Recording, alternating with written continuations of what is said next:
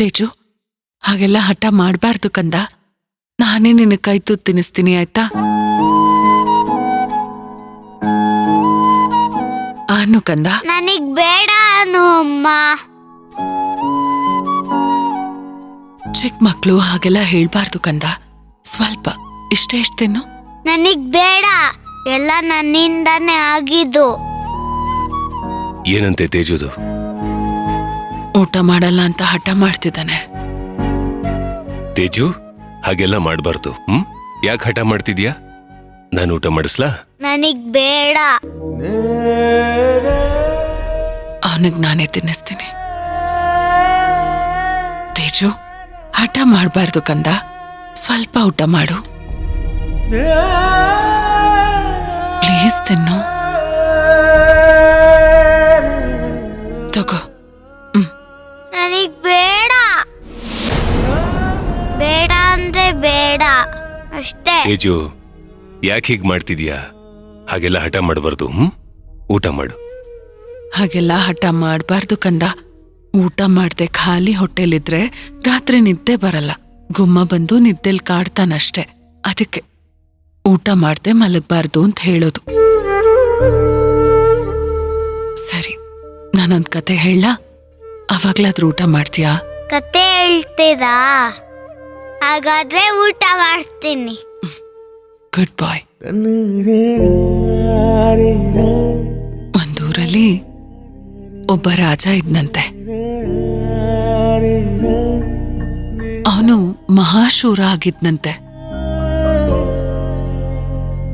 ಪ್ರಜೆಗಳೆಲ್ಲ ಅವನ ಆಜ್ಞೆನ ಪಾಲಿಸ್ತಿದ್ರಂತೆ. ಯಾಕೆ ಹೇಳು? ಯಾಕೆ ಅನು ಅಮ್ಮ? ಯಾಕಂದ್ರೆ ಅವನು ತನ್ನ ಪ್ರಜೆಗಳ ಎಲ್ಲಾ ಕೆಲ್ಸಾನೂ ಮಾಡ್ತಿದ್ನಂತೆ.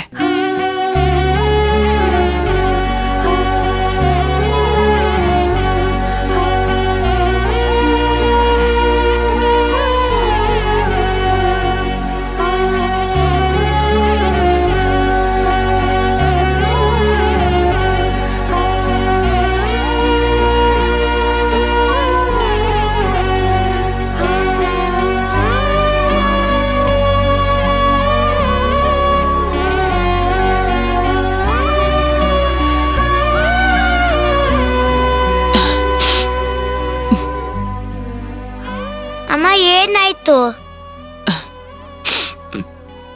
ಏನಿಲ್ಲ, ಊಟ ಮಾಡಪ್ಪ.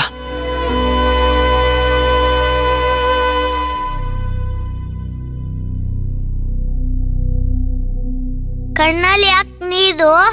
ಏನಾದ್ರೂ ಹೋಯ್ತಾ?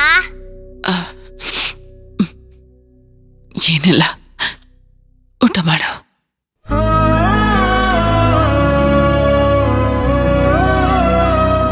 ಪಲ್ಲವಿಯವರೇ, ತೇಜುಗ್ ನಾನೇ ಊಟ ಮಾಡಿಸ್ಲಾ?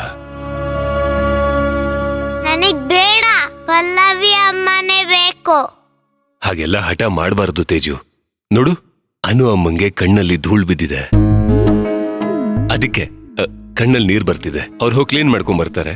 ಅಲ್ಲಿವರೆಗೂ ನಾನು ಊಟ ಮಾಡಿಸ್ತೀನಿ, ಆಯ್ತಾ? ಅದೇ ಪಲ್ಲವಿ ಅಮ್ಮ ತರ ಕತೆ ಹೇಳ್ತ್ಯಾ?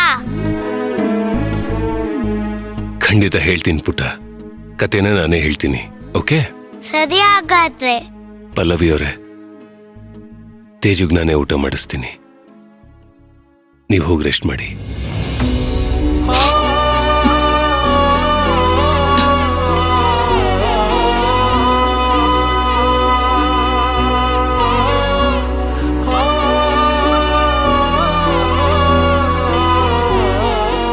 ನನಗೆ ಗೊತ್ತು ಪಲ್ಲವಿಯವರೇ, ನಿಮಗ್ ತುಂಬಾ ಕಷ್ಟ ಆಗ್ತಿದೆ ಅಂತ. ತೇಜು ನೋಡಿ ನಿಮ್ ದುಃಖ ಇನ್ನೂ ಜಾಸ್ತಿ ಆಗಿರ್ಬೇಕು.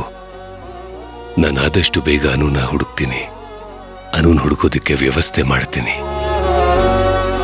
ನಿಮ್ಮನ್ನ ಈ ಸ್ಥಿತಿಲಿ ನೋಡಕ್ ಇಷ್ಟ ಇಲ್ಲ ನಂಗೆ. ಅನುನ ಆದಷ್ಟು ಬೇಗ ಮನೆಗೆ ಕರ್ಕೊಂಡ್ ಬರ್ತೀನಿ. I promise you.